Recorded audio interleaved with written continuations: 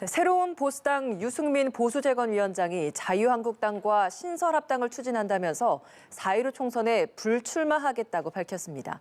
보수통합이 급물살을 탈 걸로 보이는데요. 거물급의 종로 빅매치에 이어서 선거 분위기 달아오르고 있습니다. 이 관련 내용들 두 분과 함께 짚어보겠습니다. 최창렬 용인대 통일대학원장, 김광덕 서울경제신문 논설위원 자리하셨습니다. 어서 오세요. 안녕하세요. 네, 오늘 유승민 의원 이야기를 좀 먼저 해보도록 하겠습니다. 보수는 합치라는 국민들의 명령에 따르겠다, 신설합당 추진하겠다 이렇게 기자회견을 했는데 내용 보셨을 것 같습니다. 네. 가장 좀 주목됐던 부분은 어떤 거였습니까? 우선 본인이 이제 총선에 불출마하겠다라고 얘기한 게 일단 가장 큰 거고요. 예. 불출마의 어떤 그 명분은 보수가 대통합해야 된다. 그러나 지금 이 상황 속에서 탄핵에 관련된 문제도 정리가 잘 안 돼 있고 또 이것을 합당을 할 거냐 어떻게 되는 문제냐가 잘 정리가 안 되고 지분 문제, 공천 문제 이런 부분을 자꾸 입장과 어떤 이해관계 때문에 엇갈리는 것 같으니 예. 자신이 뭔가 다 내려놓을 테니까 보수 통합을 해서 진정한 개혁 보수의 길로 나가자. 이게 이제 유승민 의원이 내세운 명분입니다. 예. 근데 최근에 이제 유승민 의원이 선거 연대를 주장했었거든요. 선거 연대라는 건 적어도 통합이라는 보수 진영의 관점에서 볼 때 예. 통합이라는 차원에서 본다면 그건 좀 안 맞았던 것 같아요. 선거 연대는 충분히 양쪽이 다 자신들의 실력을 쌓은 다음에 선거 국면에 정확하게 가서 하는 게 선거 연대인데 그렇죠.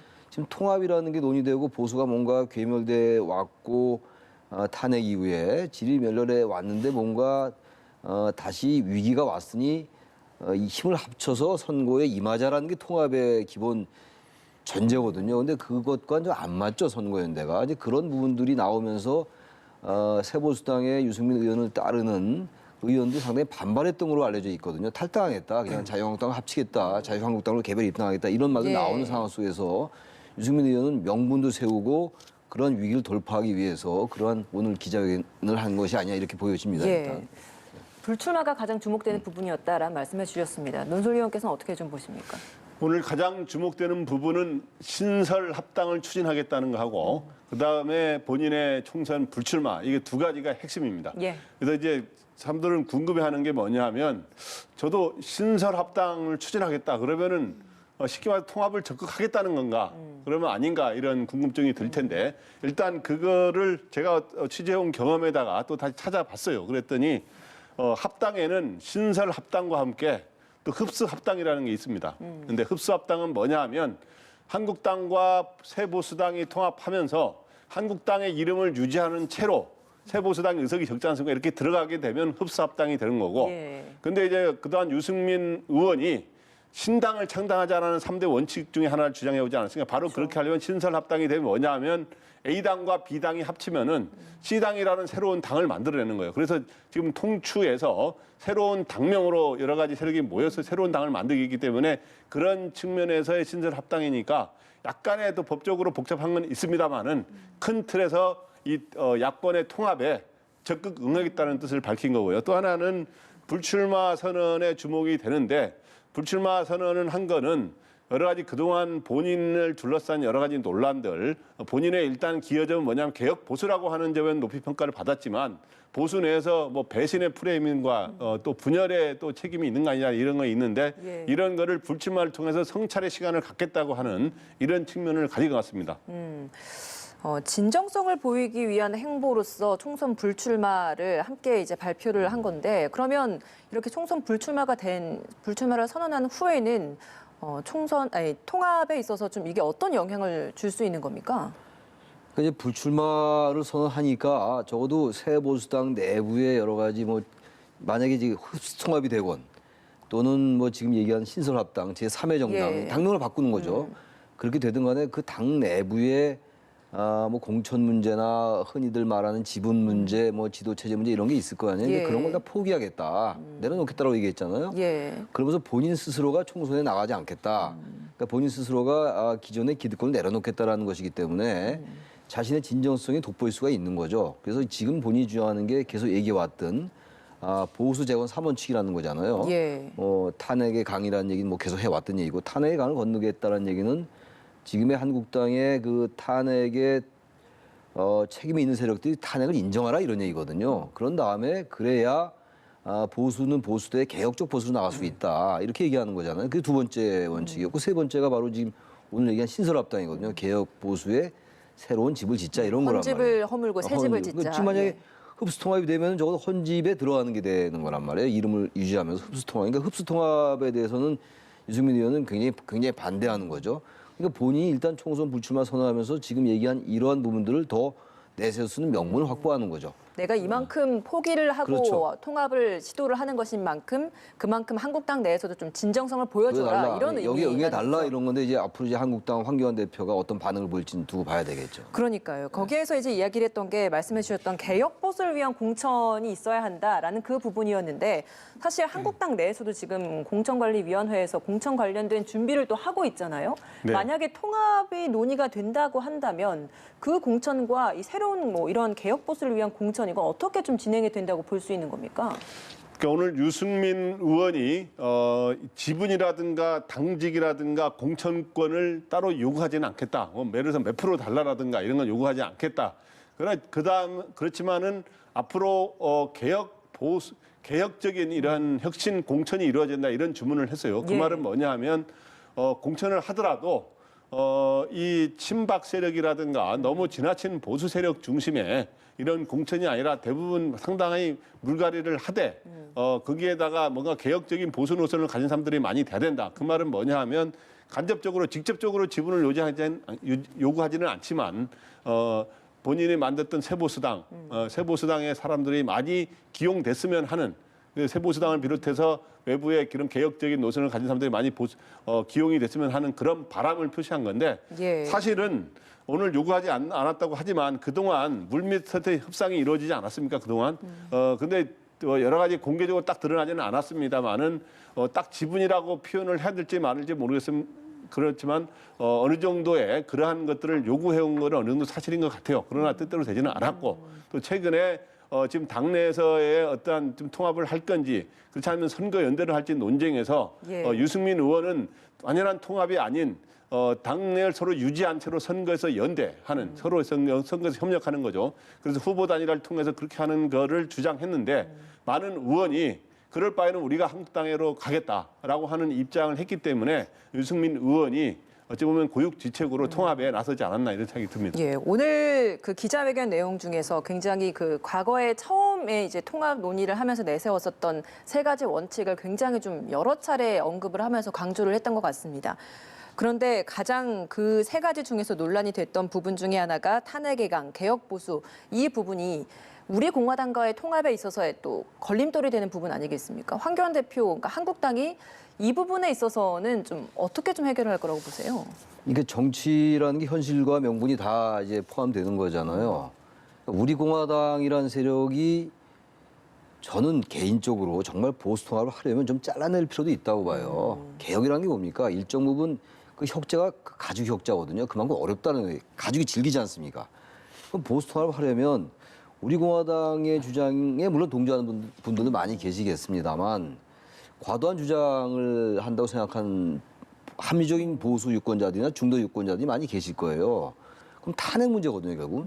근데 선거를 얼마 안 앞둔 상태에서 탄핵을 자꾸만 얘기를 하면 탄핵에 대한 입장이 또 갈리고 탄핵 책임론이 나오면 이 통합이 안 되니까 좀 탄핵을 덮은 면이 있어요. 예. 근데 지난해 10월에 이제 보수재건 3원 측에서 탄핵안을 건너자라는 게 제1번으로 나와 있단 말이죠. 그걸 또 다시 얘기하는 거거든요. 그러니까 유승민 의원이 저도 아까 말씀드리고 우리 김 시장께서 말씀하신 것처럼 고육지책의 면이 분명히 있지만 저도 명분으로 볼 때 탄핵을 끝까지 별 탄핵이 문제가 없다. 박근혜 탄핵 별로 책임 없다라고 얘기한다면 과연 중도 유권자들이 들어올 공간이 생길지. 그러니까 지금 왜 제가 이 말씀을 드리냐면 지금 앵커께서 우리 공화당을 언급했단 말이죠. 우리 공화당을 언급하셨기 때문에 제가 거기에 대한 답변이에요. 예. 우리 공화당도 그렇고 제가 아까 오늘도 광화문에서 보니까 전직 도지사 한 분하고 그 어떤 뭐 종교인 두 분이 얘기를 하시는데 역시 좀 과도한 주장도 많이 하는 것 같아요. 저는 그래서 그러한 부분들은 과감하게 도려낼 필요는 있다. 그래야지 개혁적 보수 그리고 합리적인 보수나 중도 유권자들이 좀 볼 수가 있는 거거든요. 그렇지 않고 계속 통합이라는 거기에 너무 집착하다 보면 예. 무조건 통합, 산술적인 다 합치자, 반문재인 다 합치자. 그건 진정한 보수 통합이 아니죠. 그러니까 그런 면에서 오늘 유승민 의원의 말은 본인의 정치적인 속성이 무엇이든 간에 명분은 있는 겁니다. 저는 예. 그걸 해결할 때 보수가 힘을 발휘할 수 있는 거거든요. 근데 그 부분은 아직 잘 해결이 안 되는 것은 아닌지 이렇게 보여지기도 합니다. 예, 오늘 뭐 사실 황교안 대표와 유승민 의원이 만날 것이다라는 전망들이 많았는데 기자회견이 이제 먼저 이렇게 발표가 됐단 말이에요. 발표가 된 후에 이제 만나게 되면 지금 제가 앞서서 이제 최 교수님께 질문 드렸던 그 우리 공화당과의 통합까지 같이 합쳐서 이런 부분들에 좀 논의가 있을 것 같거든요. 황교안 대표가 좀 어떤 결단을 내릴 거라고 보세요? 우리 공화당을 통합할지 말지에 대한 논의는 사실은 이제 곧 조만간 회동이 이루어지더라도 뭐 금년간 이루어질 수도 있고 그런데요. 그 문제는 본격적으로 논의되지 않을 거로 봅니다. 그렇게 우리가 생각하면 지금 그게 궁금증 중에 하나긴 한데 예.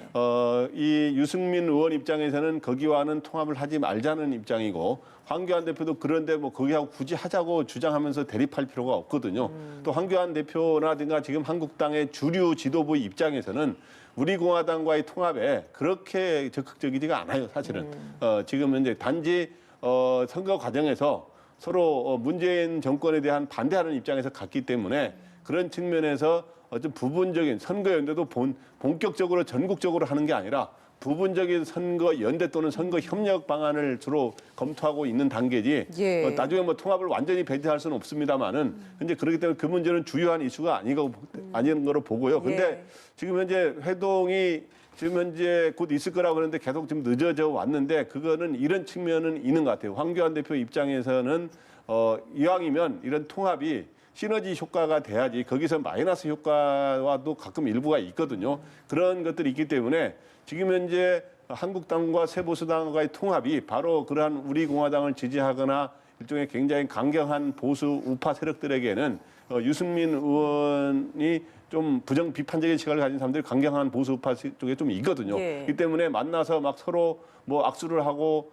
서로 포옹하고 이런 장면이라든가 그다음에 또 만나면 또 지분이라든가 요구는 안 한다 그랬지만 여러 가지 조건 같은 거를 내세울 수가 있기 때문에 그런 점에 대한 고민 때문에 좀 회동이 늦어지고 있다 이렇게 봅니다. 예, 알겠습니다. 종로 이야기를 이제 좀 해보도록 하겠습니다. 이낙연 전 총리는 이미 출마를 선언을 했고 거기에 이제 금요일에 황교안 대표도 결국 종로 출마로 결과가 나왔습니다. 이제 빅매치가 성사된 건데 뭐 사실 이낙연 전 총리 같은 경우에는 종로 출마하겠다라는 황교안 대표의 발표 후에도 크게 뭔가의 언급을 하지는 않았습니다만 이번 주말부터는 뭔가 분주하게 이제 총선을 위한 움직임을 좀 많이 하고 있는 것 같은데 앞으로 종로 지역에서의 총선 전까지의 움직임 어떻게 좀 예상하십니까? 종로 빅매치가 성사가 됐죠. 이제 말도 많고 탈도 많았던 예. 이 빅매치가 성사가 됐는데 이낙연 총리는 이미 이제 전 총리죠. 이낙연 전 총리는 이미 선언을 했고 지난달 3일 1월 3일 날 황교안 대표가 수도권 험지에 출마하겠다. 라고 얘기한 다음에 종로 출마에 대한 얘기가 많이 있었잖아요. 그리고 이제 뭐 불출마 얘기도 나왔고 비례대표 후순위 얘기도 나오고 막 이렇게 얘기를 하면서 황교안 대표가 뭔가 좌고우면을 너무 많이 한다. 저도 뭐 그런 말씀을 드렸고. 그러나 일단 지금 출마 선언을 했어요. 예. 그러면 사실은 어떤 면에서 볼 때 선거 63, 4, 60여일 남은 상태에서 선거 이제 출마를 선언했기 때문에 아주 단순하게 본다면 그렇게 늦은 것도 아니거든요. 그러나 일단 그 맥락이 있었죠. 상대방은 이미 선언을 했고 도전장을 던졌는데 그걸 과감하게 받지 못하고 자꾸 이제 뭔가 이것저것 좌고우면하는 것 같으니까 늦어졌다고 봤던 거예요. 늦은 면이 분명히 있긴 있습니다. 그러나 그게 큰 의미는 큰 문제는 아닌 거라고 보고 종로란 지역이 지금 보수와 진보가 서로 많이 이게 번갈아 집권을 해왔어요. 지금 현재 뭐 정세균 의원이 지난번에 했죠. 이 두 번 다. 그 전에 또 박지 의원도 그랬어요. 노무현 대통령도 여기서 당선된 적이 있고 또 이명박 전 대통령도 당선이 되고 있단 말이죠. 그러나 전체적으로 볼 때는 보수가 됐건 진보가 됐건 야당이 집권을 쭉 해왔어요. 어느 이 시점 이후에는 그게 보수 세력이건 그게 진보 세력이건 다 야당들이었어요. 예. 아주 미묘합니다. 그러면서 볼 때는 산술적으로 볼 때 황 대표가 유리하고. 그러나 현재 지지율이나 여러 가지 볼 때는 좀 이낙연 전 총리가 유리해 보이기도 하고. 또 이 종로 지역이 또 소득 수준도 좀 차이가 나는 편이고 약간 갈리는 것 같아요.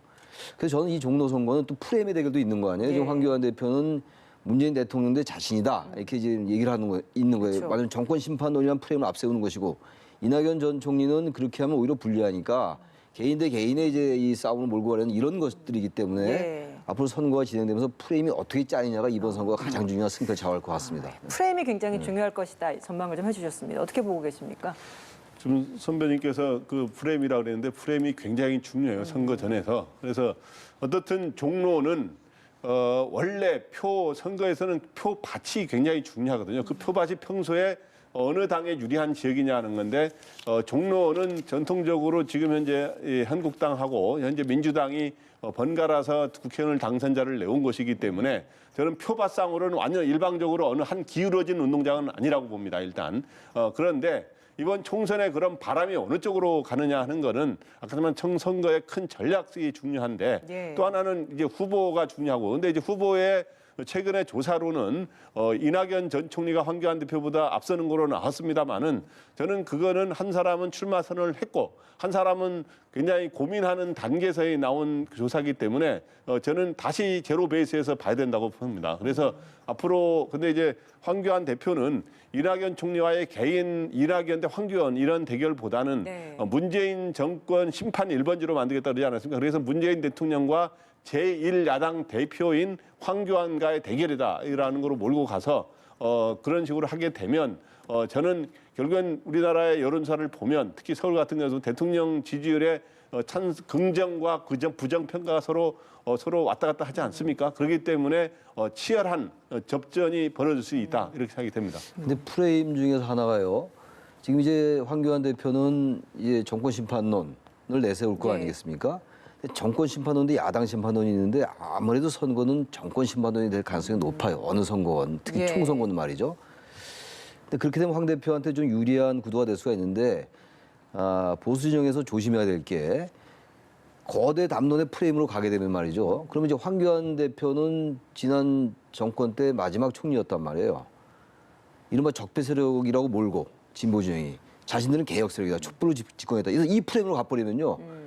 의외로 황교안 대표가 계속 너무 프레임으로 가는 게 오히려 역대출 당할 수가 있어요. 예. 그러니까 이 프레임이 어떻게 될지는 현재 이낙연 전 총리는 조금 앞서간다고 느끼기 때문에 지지율 때문에 그런 거예요. 딴 얘기는 하는 건 아니고 대선 주자 지지도 차원에서 예. 그렇다는 얘기예요. 그게 무슨 이 총선에 직접적 연관이 안 될 수도 있겠습니다만 어쨌든 그런 면이 있기 때문에 가능하면 이제 그 선거에 의미를 크게 부여하지 않고 이기려 할 거예요. 아마 이낙연 총리는. 근데 야당이 계속 이제 프레임으로 나온다면 그러한 식의 프레임을 활용할 수도 있어요. 그러니까 그걸 잘 서로 이제 누가 더 어느 쪽이 맞는지는 여러 변수가 같이 맞물릴 수밖에 없다는 생각이 듭니다. 아무리 정치 1번지 종로라고 하더라도 사실 지역구잖아요. 그럼 그렇죠, 그 지역에 또 해당하는 또 공약이나 이런 선거운동이 또 필요하지 이 않겠습니까? 지역의 그 이익에 부합하는 게 필요하겠죠. 결국은 이게 이제 대선 전초전이라고는 합니다만 선거가 진행되면서 누가 또 종로 또 좀 이렇게 개발이 덜 된 지역들이 좀 있거든요. 거기에도 부합하는 공약을 내세우냐도 예. 굉장히 중요해요. 그래서 우리가 지금 되게 거대 담론의 정치적 차원에서 보는데 예. 의외로 이제 그 김을 누가 더 빼려 하냐라고 볼 수 있어요. 그건 누가 더 유리하느냐. 그런 것과 맞물려서 이제 선거 전략이 변할 겁니다, 아마. 상당히 유동적일 수 있어요, 선거 전략들이 양쪽이 다. 예, 알겠습니다. 두 분 오늘 말씀 여기서 좀 마무리 짓도록 하겠습니다. 네, 최창렬 용인대 통일대학원장, 김광덕 서울경제신문 논설위원이었습니다. 고맙습니다. 고맙습니다.